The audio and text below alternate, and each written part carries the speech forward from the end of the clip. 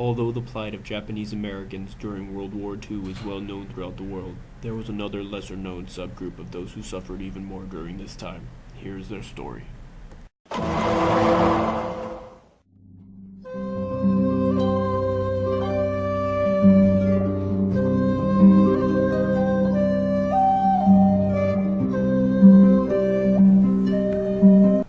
After World War I, Japan began to experience an economic depression and was no longer able to support the population that lived there.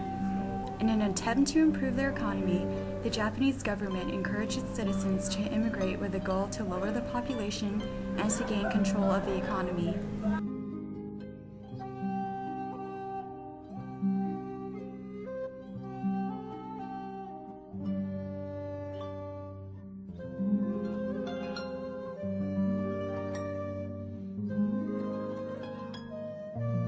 One of the most persuasive forms of encouragement was through providing the travel funds for all those who were immigrating.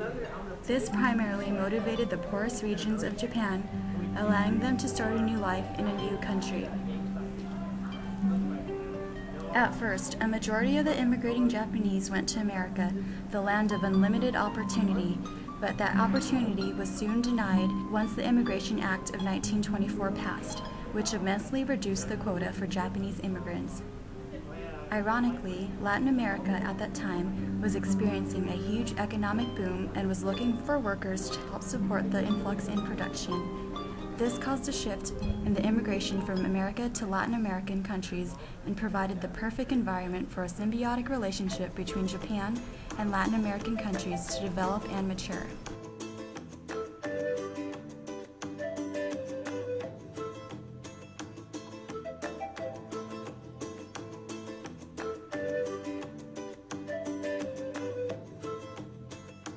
During this time of immigration, the Japanese who resided in Latin America countries created a new home for themselves. They began to have families, create a business, and assimilate into the Latin culture. They began to have families, create businesses, and assimilated into the Latin culture.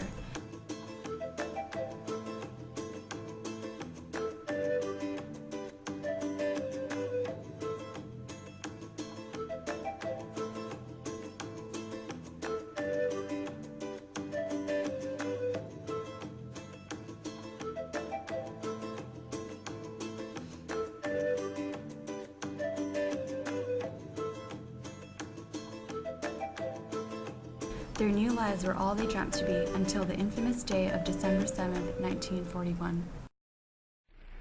Yesterday, December 7th, 1941, a date which will live in infamy.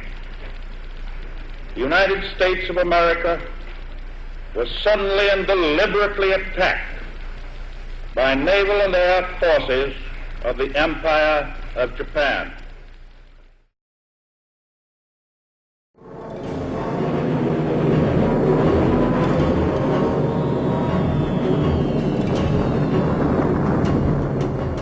On that fateful day, the Japanese Imperial Navy launched a surprise military offensive at Pearl Harbor, successfully killing thousands of Americans, sinking numerous naval ships, destroying aircrafts, and most importantly, striking fear into the very souls of the American people. Seized by wartime hysteria, the nation's anger soon evolved into racial prejudices against all people of Japanese descent. In 1941, the United States government decided to forego Japanese American civil rights and imprison them in internment camps scattered throughout the Midwest due to a corrupt sense of national security. Not only did the U.S. government incarcerate Japanese Americans, but orchestrated and financed the mass abduction and forcible deportation of over 2,000 men, women, and children of Japanese ancestry from 13 Latin American countries to be used as hostages in exchange for Americans held by Japan. The U.S. coordinated 2 prisoner exchanges with Japan, where they traded over 800 Japanese Latin Americans for American prisoners of war. Those who were not shipped were forced to stay in the internment camps until the war was over in 1948. The hardships Japanese Latin Americans endured during World War II did not end with the war, but continued to compound even after. They had been dragged out of a place that they lived in, not because they had done any crimes or anything wrong, but because of their race.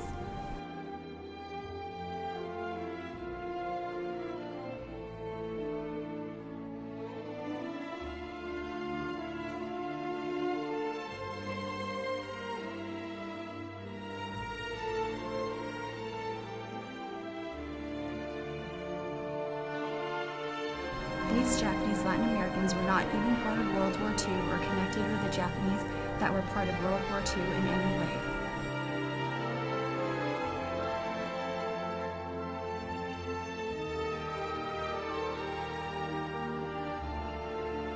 After the war, many Japanese Latin Americans were released from the internment camps that they were kept in.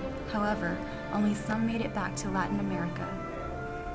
According to Campaign for Justice, only 100 Japanese Latin Americans were sent back to Latin America, whereas 900 were sent back to Japan and suffered from symptoms of psychological displacement due to their feelings of not belonging.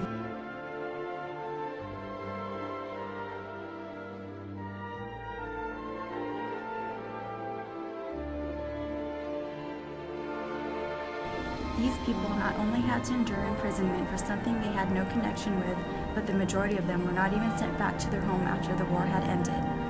Now they are seeking justice. After being subjected to various acts of violence, including prejudice, physical violence, and incarceration, they were not even offered reparations under the Civil Liberties Act because the U.S. government claimed them as illegal aliens.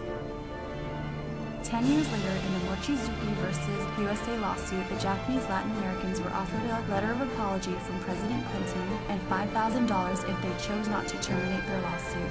Most of the Japanese Latin Americans accepted this offer, but there were a few who did not. I offer a sincere apology for the actions that unfairly denied you fundamental liberties during World War II. We understand that our nation's actions were rooted in racial prejudice and wartime hysteria, and we must learn from the past and dedicate ourselves as a nation to renewing and strengthening equality, justice, and freedom. According to Campaign for Justice, an ongoing petition has been created that seeks to hold the U.S. government accountable for its inadequate actions and failure to properly address their crimes against humanity.